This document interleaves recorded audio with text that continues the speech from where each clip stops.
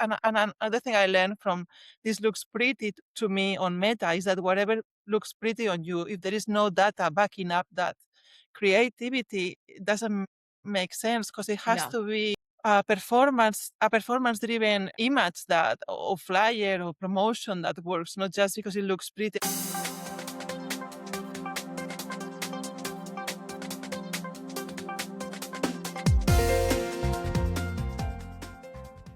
This episode of PPC Live, the podcast, is sponsored by AdSquire. AdSquire are a small team of passionate and focused legal marketers that do what it takes to get law firms spectacular results. With the landscape always changing, they stay on top of the trends and are first to find and use new strategies to accomplish this for their clients. And so if you're a law firm, you definitely want to give them a call. They've been not one of the first, they've been the first to get to serve a lawyer ad on ChatGPT. And we know that even with all like the fact that it's very new, you really want to be testing some of these new strategies very early. And yeah, the AdSquire team have got inside knowledge on how to do that and have started doing that for their clients already. So if you want to have your ads showing in ChatGPT and you're a law firm, they're the ones to contact. So please go to adsquire.com to find out how much they can help you. Hello and welcome to PPC Live, the podcast. I'm your host, Anu, the founder of PPC Live. And as usual, we're speaking to PPC experts about the biggest F-up and how they've turned things around.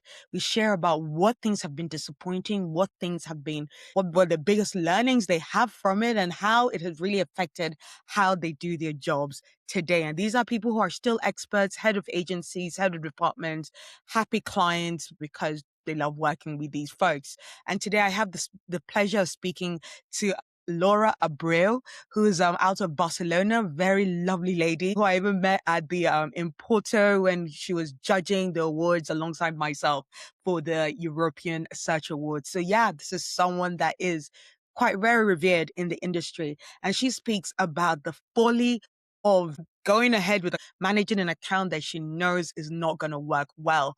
There's knows that, yeah, there's failure in the near future for this account, but going ahead with it anyway, and what her learnings are for it, how it affected her, how she got herself back up into the game to allow her to continue to be the expert that she is today. So, yeah, let's go speak to Laura. Hello, Laura. Welcome to PPC Live, the podcast. Hi, Anu. How are you? I am very well, thank you. I'm very well. Thank you, Laura, for joining me today. It's like, yeah, another one of those people who, because of what this podcast is about, it's about sharing mistakes, sharing the wins.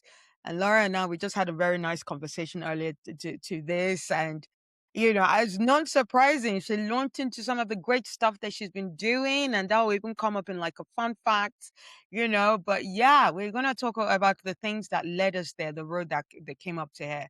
So who's Laura? Laura has 12 years of experience across Europe, Asia, Pacific, the likes of Hong Kong and Australia. And she's even lived there for a while. And she brings a global perspective to performance-driven lead generation and traffic campaigns while building and scaling also SEO strategies tailored to diverse international markets. So she's very much like a, integrated strategist kind of person who works across Yes. paid search, has worked across paid search and SEO as well, which I always love when I hear that. There's too many silos of like SEO is on that side, PPC on that side, and the PPC Right? don't know what the SEO is doing, and it's not great. Another bit of the show I'd like to show is sharing a fun fact. So, Laura, do you have a fun fact to share us? Anything interesting of like where you've lived before? Any interesting hobbies that you have? Yeah, I've lived in India for almost 6 months, and Wow. I was on the road once, and there was a guy riding an elephant next to me on the biggest highway on a Saturday night. So that was pretty impressive. Wow. Yeah.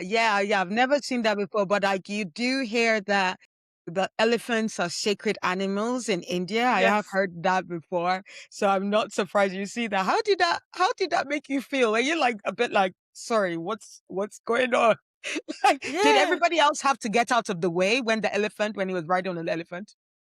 But I was wearing this fancy dress. I was going to a party, on this Saturday night because there are so many Bollywood Right. actresses and Yeah. Bollywood things in Mumbai, and all of a sudden Yeah, I saw a dark a huge dark shade next to me. Yeah, it was. And then I saw his eye right next to my window. So we just Wow. keep on going with the car. But it was a magical place. Everyone should visit India at least once, I think. Yeah, I agree. I agree. Yeah, I'm hoping to have India on my list of travels soon. I've never been before, so yeah, that'll be one exciting place to go to. Anyway, we don't have too much time. We don't want to waste anybody's time in terms of what we're going to be talking about today. So let's dive into it. We've got another great story for you about how you know. Yeah, Laura kind of just didn't kind of make the decision earlier on in her career, and that really helped her make better decisions and continue to be the expert as she is in her career today. So yeah, Laura, please go ahead. What's the F up you'd like to share with us today?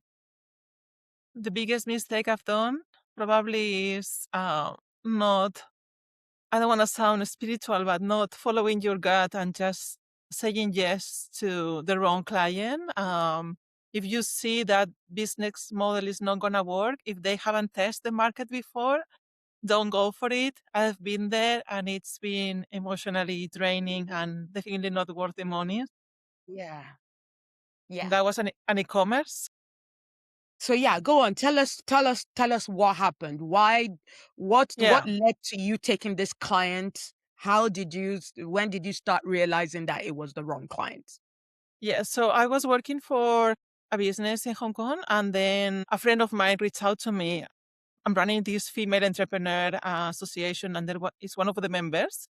She wants to launch this new business. Why don't you run ads for her, and I do the PR part. And then it was my very first client. So I said, yes, why not? But there was something inside me that I just could see that business model wasn't right. Basically, it was an e-commerce and Yeah. she was selling beauty products, but Yeah. from well-known brands such as Clinique. She say all these big brands you can find on any drugstore. But she was selling those brands at the same price that you can find them on Boots or on any other drugstore. So there was not really a difference on why would they choose you if they don't know your e-commerce versus just going to Boots or to any drugstore and get them from that site. So for me, that was the biggest red flag. But she had all her hopes on us. She really wants us to do the job, and I accepted. And it didn't succeed. We didn't got any sale, not a single one, and it Okay. was. What type of campaigns did you set up? Like, was it just like normal search campaigns? Because you said this was quite early. Like, how many years ago was this? So this was almost 9 years ago. So it was Okay. quite a long, long time. So this is before PMAX, before really Yes, AI kicked off. We're doing just like, let's put some keywords together, write the ad copy. Let's see the best exactly. we can do. Yeah, bid strategies. What kind of bid strategies were you testing? To be honest, I can't really remember all the details, but we were running a search campaign. I remember this, and I remember the whole layout was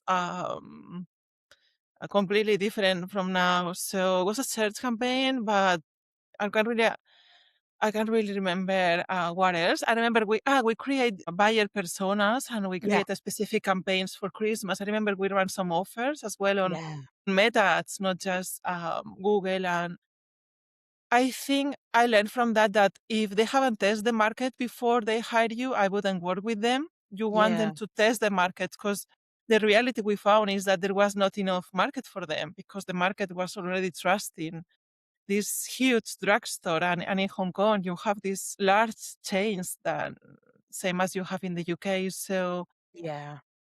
we try different creatives, we try different angles. I remember we play around a with different last minute offer. Sure. We prepare these packages because for men, they also have beauty products. So we prepare specific packages for them.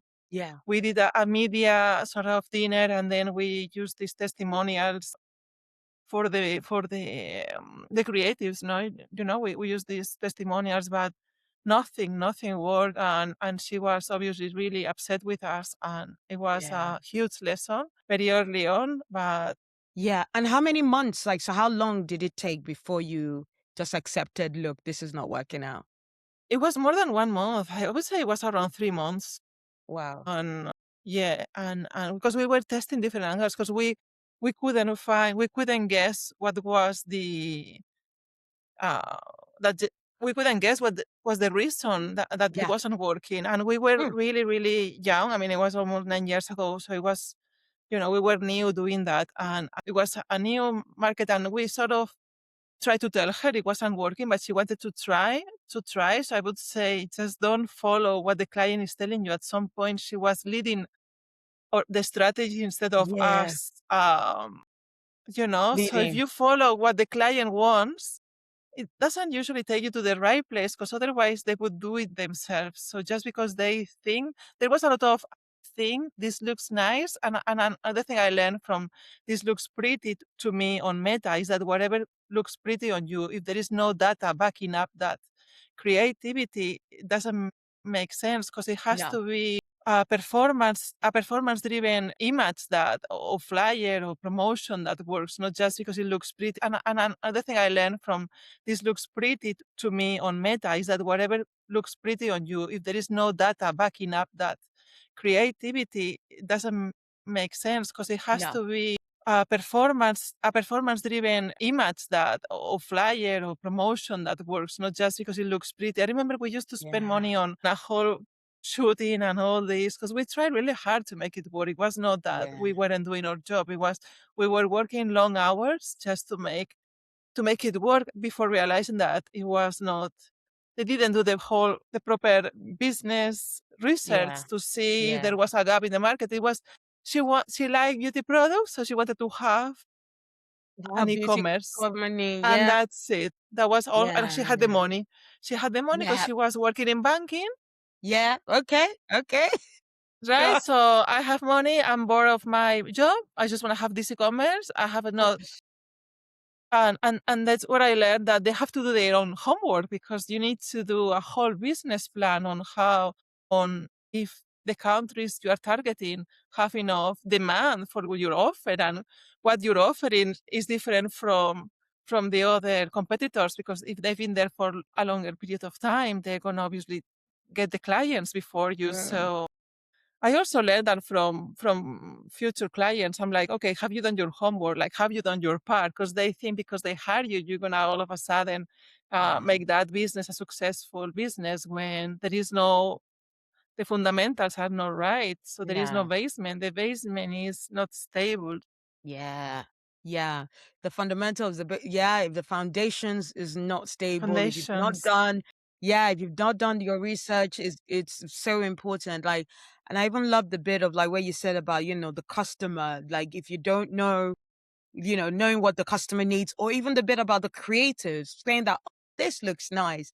That's even something that I learned at like a mini MBA course that I took. That even at MBA level, they'll still teach the students, you are not the customer. You, as the marketer, Yes, trying to do not go on your guard. Do not be like, oh, I like how this looks. As soon I as like. person trying to promote something, you are the worst person to judge what good Yes, creative is. It's the person who is purely the customer, who has no interest in actually making money, that needs to look at it and exactly. like it. And so, yeah, some of us, it's just so surprising. Some people don't really get that. You see a I couldn't. marketer going, "Oh, that looks nice, so yeah, I'm going to use it," and then like it didn't work, and you have no idea why. And it's like, well, you should have asked the customer. Before you go out, Yeah. you need to have asked the customer. Yeah, because she was a brilliant woman. Because we believe on Yeah, her products as well. We believe on her business as well. We like the yeah, commerce, because she was a successful banker woman, in Hong Kong, making this huge salary per month, and she was quite successful. So we thought, like, she's a smart, intelligent woman. She knows what she's doing. Let's just run sure. ads for her. Yeah, And then we were like, wait, yeah, the house is on fire. She's yeah. really upset with us. God, house We is on cannot be fire. responsible for the Yes, market not responding to your product because you didn't do your part. So yeah, wow, it was a really, really hard time. yeah. Can you imagine, with my very first client, I was so scared and sad. It was really sad. So yeah, exactly. There's another point I like pointing, bringing up in these chats is how that experience, what it did make you feel, how did it Terrible. affect your confidence? Did you kind Oh, of think of quitting? when this happened? Yes. Yeah, God. actually, I didn't really take on more clients. It was terrible emotionally because I think media buyers, we have all this ego, right? We sort of relate our worth with the results we get to the Yes. clients. There is some we have to separate that, but I think it's sort of linked to us, right? Because when we get this achievement, it's sort of, I did that. I Yes, know it's exactly. A terrible, great kind but of pride. The you know, pride, like, oh my God, yeah, I raised that performance. I made the client a lot of money. There's a lot of yeah. pride and our self-worth that we tie to that.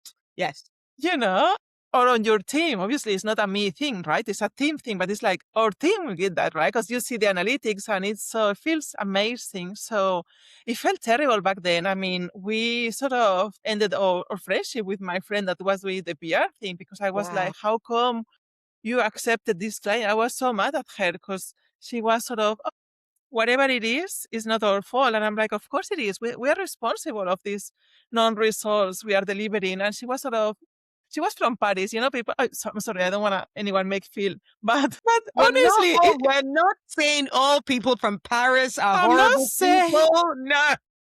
But look, I'm Spanish and I take the pride. Yeah, we like to Yeah. party. Yeah, we like siestas every now and then. So yeah, I take whatever you tell me about Spain, I can sort of relate to that. So, anyway, she was like, oh, but it's not my problem, but my problem, whatever. And I was like, Oh my gosh. listen, It is.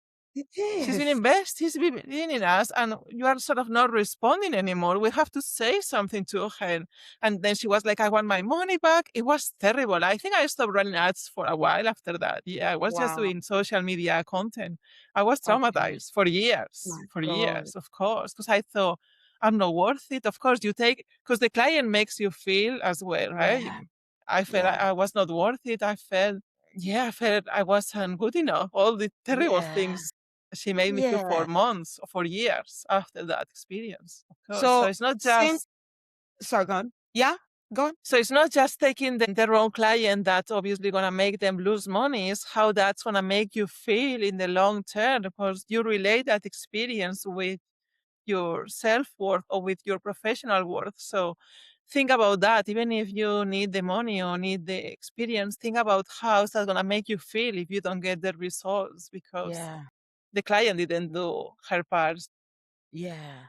It's something to Yeah. consider. So that's why I don't just take clients for the fee. I think about, okay, I try to visualize what I can Yeah. really do for them, what they've been Yeah. doing, and what's her character or her Yeah. personality like. Because if she's going to be telling me what to do, then I'm not, you have to consider all these factors. It's not Yes. just publishing a campaign or launching a Yeah. campaign.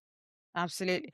And so like you took a break from Google Ads. What made you come back into what was the next campaign, the Google Ads campaign you then managed after that, and how did that go and go? A good question. I was in Hong Kong, then I went to Australia.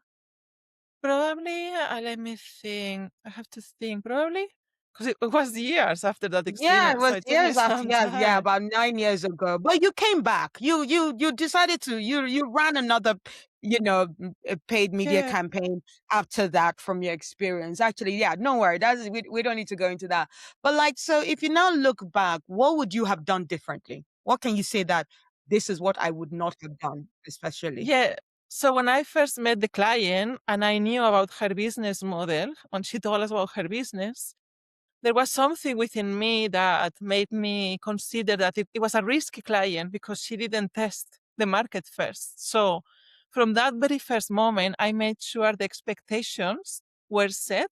If I try not to take any client who hasn't tested the market first, Yeah. but I've done that in the past, but I was almost making sure they sign that, okay, what we're running now, what we are going to run now is not just a plain campaign. We're going to test the market. We're going to see if there's actually demand for your market. Are you okay with that? Because we may not get any client, but it's going to help you to test on a quicker way. So, and also doing the master. So I took a master's on Okay. SEO and SEM that gave me more confidence. Yes. Probably after the master's, which was a few years after my very first client, Yeah. I felt way more confident because we had teachers that were running campaigns. I don't think just watching YouTube is enough. I No. I was trying to No. encourage people to educate Yeah. themselves, not just because back then I didn't have any course on Google Ads. I was just No. self-learning, and Mhm. I think having teachers and doing a whole year on this master's SEO and SEM gave me the confidence back. I would say that was the moment where I'm like, okay, I'm ready to go back to Sure. run ads again. I know what I'm doing now, and I know when to say no. It's very important to say no, to know when to Yeah. say no, I think, when you're a Yeah. freelancer. Absolutely. Absolutely very important. So if someone has just gone through this, someone has taken on a client that they thought was not a good client. They thought the business model was not is not great. It's not going to work on Google Ads, but they did it anyway. They took the client on and now they're seeing bad performance. What's your advice to them? Reputation is everything. So I would personally give them their fees back. I would pay them back. You have to make sure that everyone that has worked with you or has had any sort of interaction with you is gonna have nice words about your work Yeah, and your yeah. personality. I think it's very important. The PPC and the SEO world is so small. You know, we are, you and I, we saw in Porto, and then we are on this podcast. Yeah.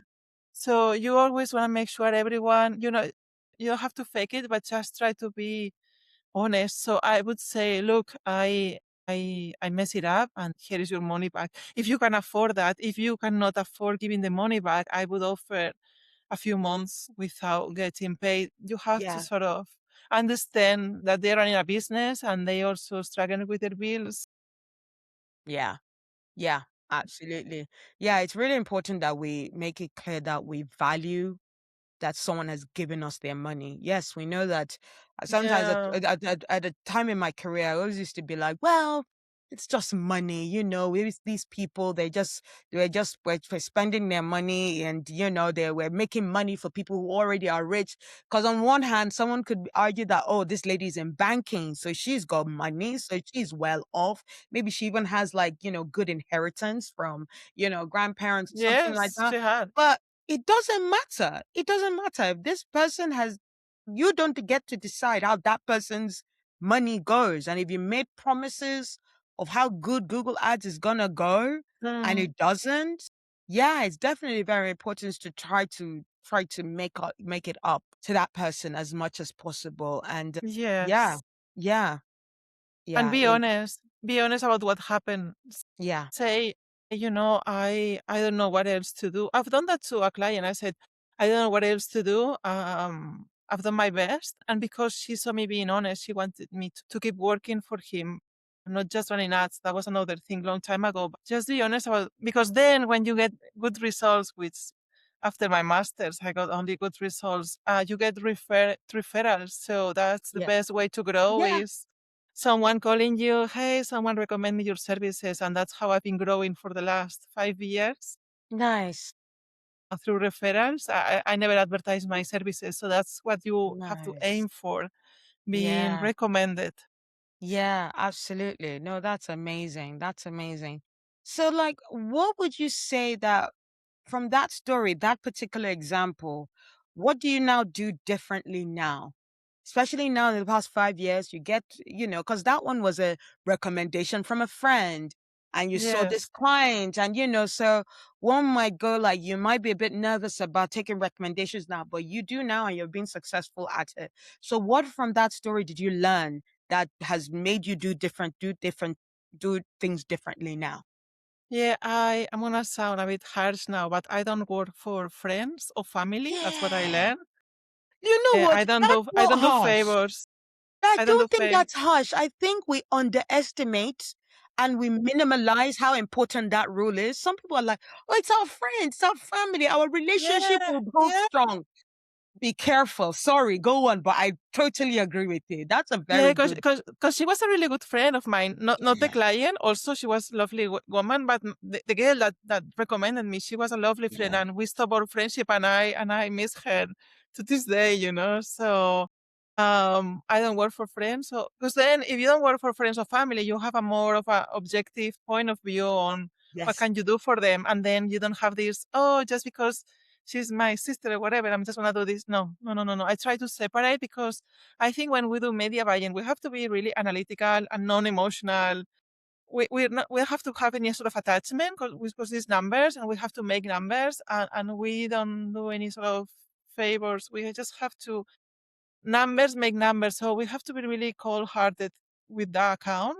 Yes. Ideally, non-emotions between you and the account. So yeah, I don't do friends or family, and Yeah. my brother has a business. I'm like, I don't offer my services. I don't want that extra money because it's gonna cost me five Yeah. times more, and we're gonna More end than up that. arguing, and Yep. and it's not worth my energy and my peace of mind. So yeah, I don't do friends. I don't do family.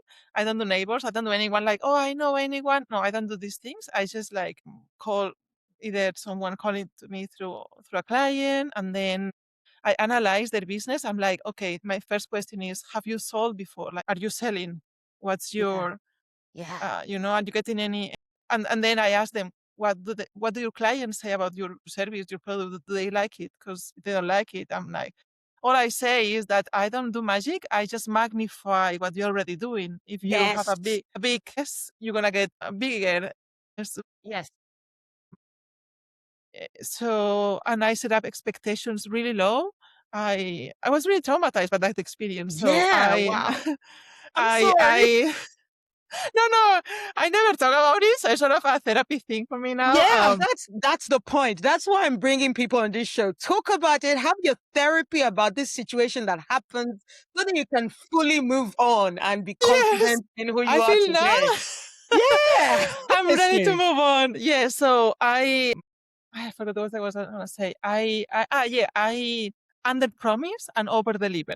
Deliver. Fantastic. So I can see I can get them, 10 times, whatever. I'm like, well, maybe, we can double, triple, let's see, with numbers. And then I over deliver. So I Mm, always get this wow effect by this and just being yeah, very data driven. So yeah, I follow that, I follow numbers, and I'm much more cautious on, the business strategy, the whole yeah, setup. Yeah. yeah. Yeah. Nah, that's amazing. That's really, really cool point. You know what? You've given us so many tips on that one. And yeah, there's a lot. We've already talked through quite a bit of time, taking a bit of time on that mistake. And what I really like to do is also now, let's just take things from the point of your expertise of mistakes. So, you've said that gotten clients before, you've been winning clients and people have been referring you get new clients. And I imagine that some of those accounts used to be another agency used to work with them and then you took them over and maybe you did some audits and to figure out what needed to be improved and changed. Now, in those times that you've done those kind of audits, what are some of the mistakes that you've seen that really surprise you, that shocks you, that maybe you're shocked that you see it at all, or you're shocked that how often you're seeing it from across several different accounts. Do you have any examples of that? Yeah, many examples and also my own mistakes. We make mistakes every day. It's called iteration or whatever, but we all make. So probably, I think in Australia, when I started auditing this account, I saw a lot of, that was a meta ads audit. I saw a lot of dynamic ads that weren't performing. They had like 9 or 10 dynamic creatives.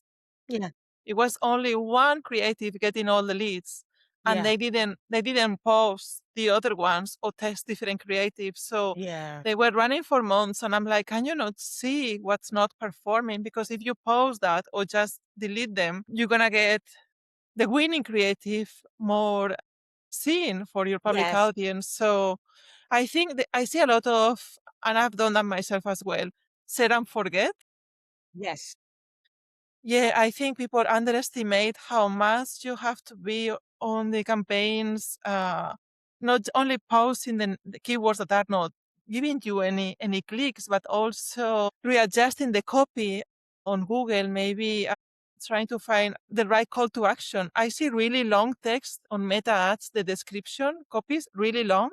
So if I make them shorter within 3 lines that you don't have the 3 dots, you get a higher click-through rate. So I've seen a lot of lead generation campaigns that they send you to the website yeah, and they are not testing meta forms. So within the platform, you usually get way more forms if they don't have to leave the Yeah. platform. So I see a lot of that.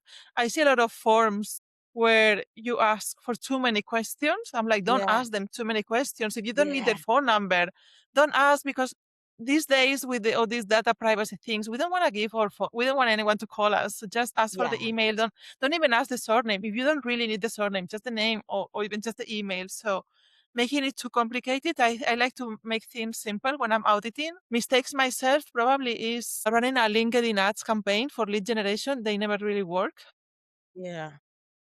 as much as I wanted. Mm. So lead Yeah, generation campaign for LinkedIn, you feel like not a great strategy. Has it just been, do you feel like it's maybe like depending on the industry or depending on something? the industry, but it's a hard one. It's a hard one. It's a hard one. I mean, I had some real estate clients. What I like about LinkedIn is that you can run the carousel and then have five different call to actions. Sure. So they've worked well for downloading, for sort of the warm up Mm. part of the funnel. But for Yeah, lead generation, it's not. It can be hard. It can be hard.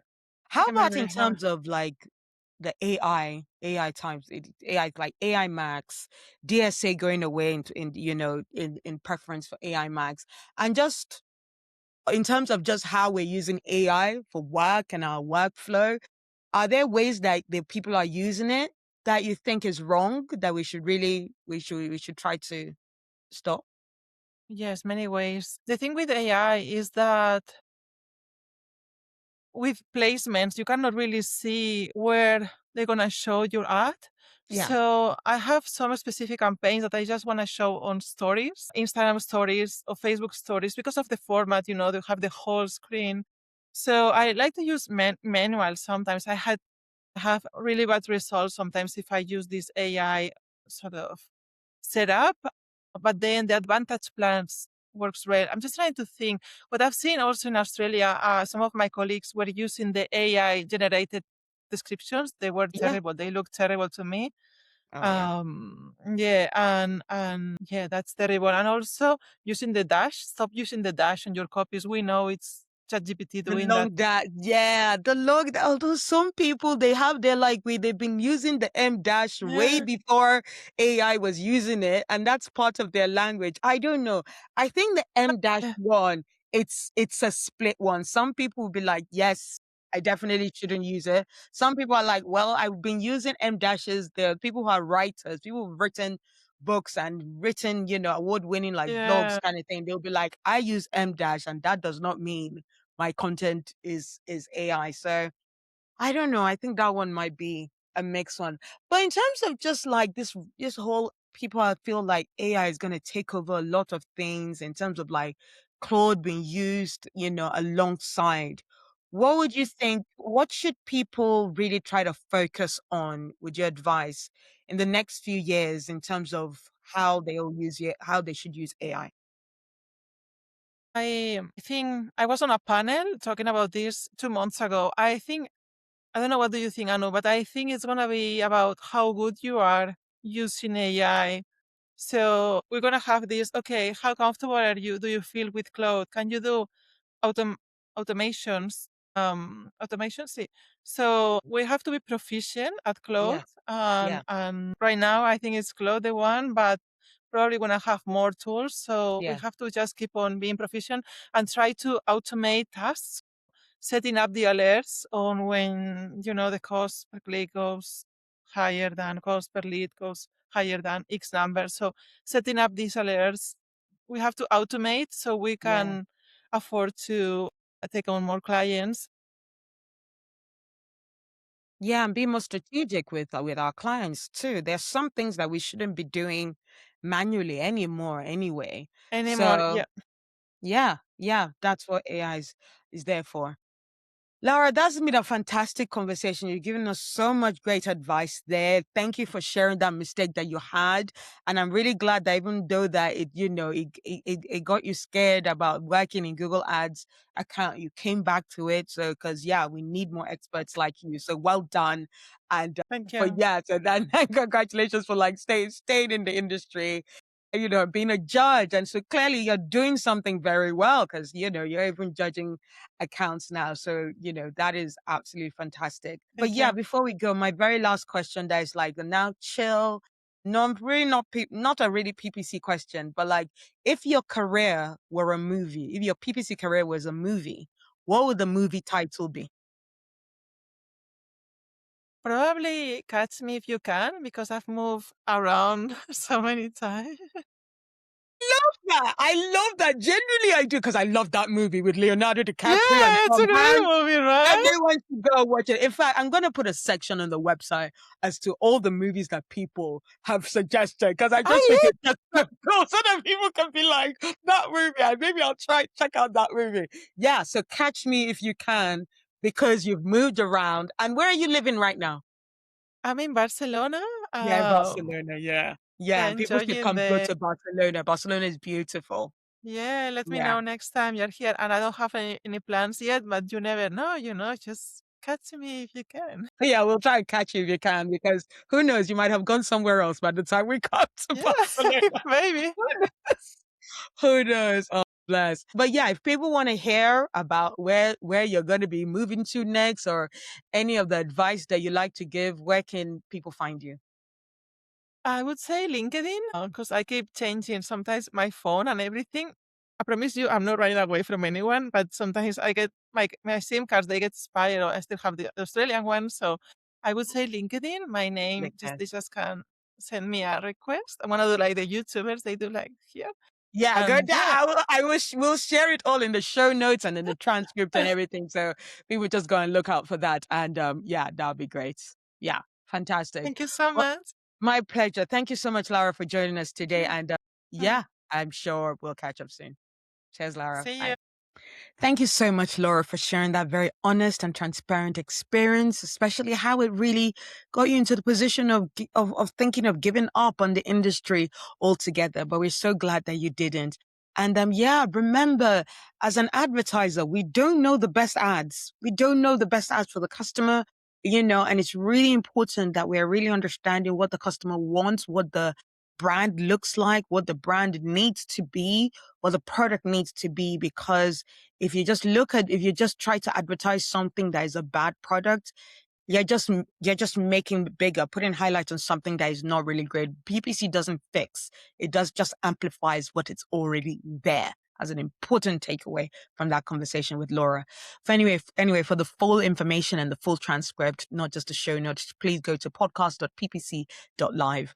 And yeah, always as usual, excited to share updates about our next PPC Live event, which is happening on the 29th of July. Tickets, of course, are live, but an even early bird sale has ended. That ended last Sunday. But yeah, it's only £10 up higher for a fantastic afternoon of great chats about how to ensure that, you understand what the paid search role is going to be in this, present day of AI and the future of AI. Also talking about how programmatic works in that whole, in the ecosystem of search, how also to ensure that you're preparing well for the deprecation of DSA campaigns, and how, it's going to go into AI Max. I know we now have a new deadline of February 2027, but it doesn't mean there aren't actions you need to be taking right now to ensure that you're prepared for that new deadline. And Veronica Holler is also then going to be then finishing us up with a fantastic talk about workflows of when you pull AI, like Claude, co-worker into your Google ads, the good workflows to ensure that you're making the most of the Claude, but not giving it all the controls. So yeah, that's going to be a fantastic conversation. Go to ppc.live to get your ticket. It's going to be a fantastic afternoon where it's going to be our fourth birthday party. So there's going to be food, there's going to be drink, there's going to be cake, and there's going to be a party after party at a beer garden nearby. So yeah, make sure you don't miss that. Go to ppc.live for your tickets. So yeah, before I leave you as well, I'm delighted to share that I also am taking on coaching clients, and just to help people with their confidence to be able to speak up, go for that role that they're not confident about, or to go for that promotion that they're not confident about. So really go ahead with it and ensure that you're not standing in the way of the progress and the success that you could have ahead of you. So yeah, go to themarketinganu.com and you'll be able to book a 15-minute discovery call with me so that we can really figure out what it is that you need to, perfect in your life.